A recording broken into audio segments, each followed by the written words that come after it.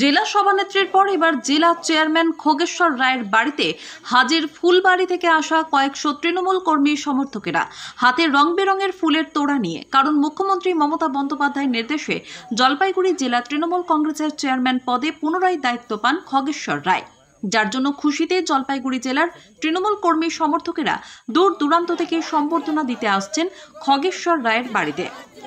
একই রকমভাবে ডাবগ্রাম ফুলবাড়ি ব্লকের ফুলবাড়ি 2 নম্বর গ্রাম পঞ্চায়েতের সাথে বাকি অঞ্চলের তৃণমূল কর্মী সমর্থকেরা সম্বর্ধনা দেন। এদিকে বাড়ির সামনে হঠাৎ হাজির হওয়া কয়েকশো তৃণমূলের কর্মী সমর্থকদের দেখে খুশি হন জলপাইগুড়ি জেলা তৃণমূল কংগ্রেসের চেয়ারম্যান তথা রায়গঞ্জ বিধানসভার বিধায়ক খগেশ্বর রায়। এরপর চলে ফুলের তোড়া দিয়ে সম্বর্ধনা। এরপর জেলা চেয়ারম্যান খগেশ্বর রায় দলীয় কর্মী সমর্থকদের উদ্দেশ্যে বলেন, আগামী 26-এর ভোটে যেমন করে হোক ডাবগ্রাম ফুলবাড়ি বিধানসভাতে তৃণমূল কংগ্রেস দলকে জিতিয়ে আনতে হবে এবং সাংগঠনিকভাবে দলীয় কর্মীদের সঙ্গে কথা বলে সংগঠনকে আরো শক্তিশালী করে তুলবেন।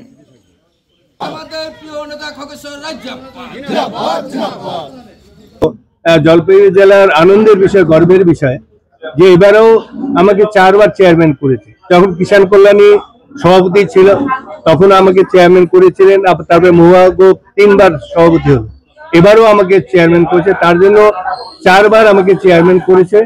আমি এটা নিশ্চয়ই আশা রাখি এই জন্যই যে দিদি সর্বভারতীয় তৃণমূল কংগ্রেস নেত্রী তথা মহামাটি মানুষের সরকারের মুখ্যমন্ত্রী মাননীয় মমতা ব্যানার্জি এবং সর্বভারতীয় তৃণমূল কংগ্রেস দলের সাধারণ সম্পাদক এবং সাংসদ অভিষেক ব্যানার্জি আমার প্রতি একটা আস্থা নিশ্চয়ই আছে।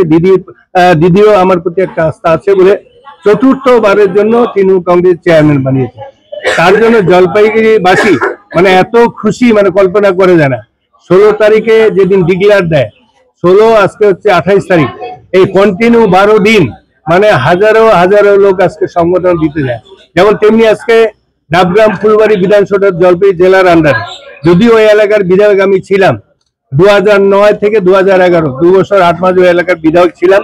ওই এলাকার মানুষ আমাকে খুব ভালোবাসে, কিন্তু এবারে যেহেতু জলপাইগুড়ি জেলা তৃণমূল কংগ্রেস চেয়ারম্যান করলো এবং ওইখানে আমি বিধায়ক ছিলাম, ওই এলাকাটাও কিন্তু জলপাইগুড়ি জেলার মধ্যে, তার জন্য দেখবেন ডাবগ্রাম 1 to ফুলবাড়ি 1 to মানুষ, কয়েকশো মানুষ আজকে সম্বোধনা দিতে এসে, তারাও যেমন খুশি আমিও তেমন খুশি।